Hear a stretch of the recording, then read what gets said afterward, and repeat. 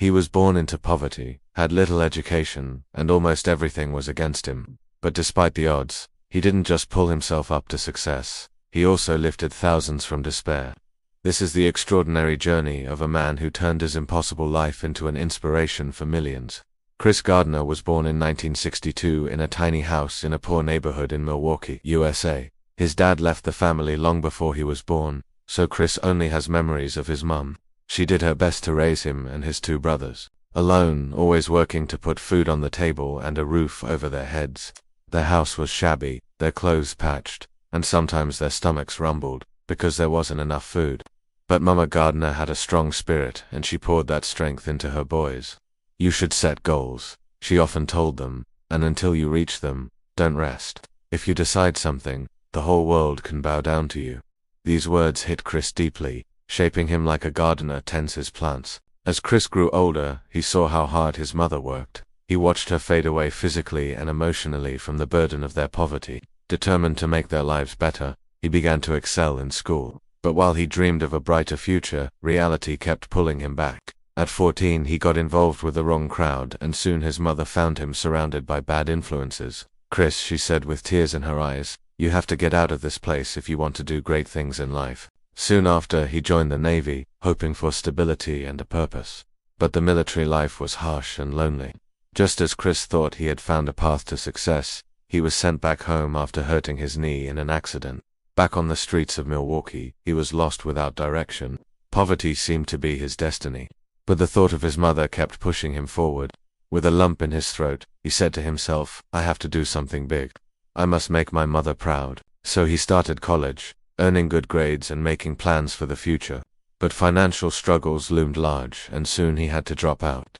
Seeing this, his mother advised him, go where there are more opportunities. So Chris moved to Chicago. There, a friend introduced him to the medical field, offering him a job as a medical equipment salesman. He jumped at the opportunity, thinking it would be stable and respectable. He worked hard and got promotions, but there was always a nagging feeling inside him. Something important was missing. After a few years, he felt the need to make a change, but couldn't decide what to do. Then came the turning point.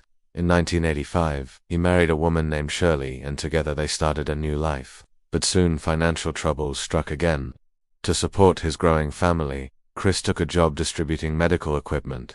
He traveled long hours and nights, struggling to balance work and family life.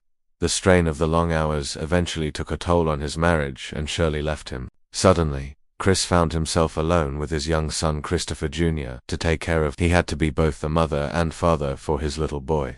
But the weight of this responsibility felt overwhelming. On top of that, his distribution business failed, and now he had no money and no home. Chris had no choice but to leave his son with a relative and find somewhere else to go.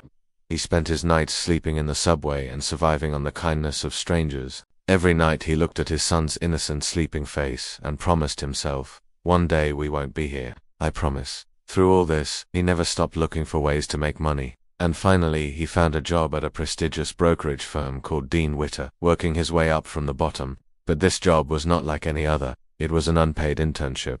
Despite the lack of pay, Chris took the opportunity, seeing it as his best chance at a better life. Working long hours, studying constantly, and impressing everyone around him. Chris knew this was his last chance, and he intended to make the most of it. For the next 6 months he juggled this internship with trying to get a place to live. Sometimes he slept in a shelter with his son.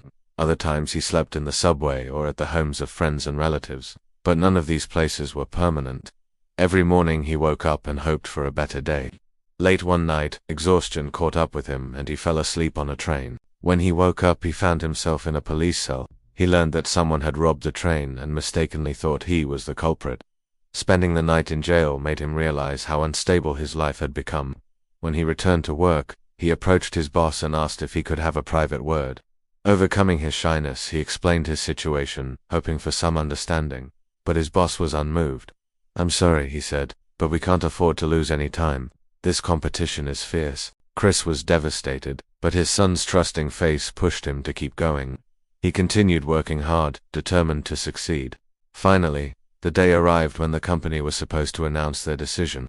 Hundreds of interns had been working hard for months. Only one would be chosen. Can you guess who it was?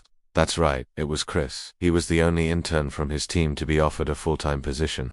His perseverance and dedication had paid off. Over the next few years, he became one of the top performers at the company. He saved money and began planning for his next move. In 1996, he founded his own investment firm called Gardner, Rich & Co. 2 years later, the firm became a huge success. Forbes magazine recognized it as the fastest-growing black-owned business in the United States, boasting a revenue of $100 million. But Chris's ambitions didn't stop there. His natural talent for teaching and inspiring others led him to speak at universities and events across the country. His unique perspective and infectious enthusiasm resonated with audiences of all ages.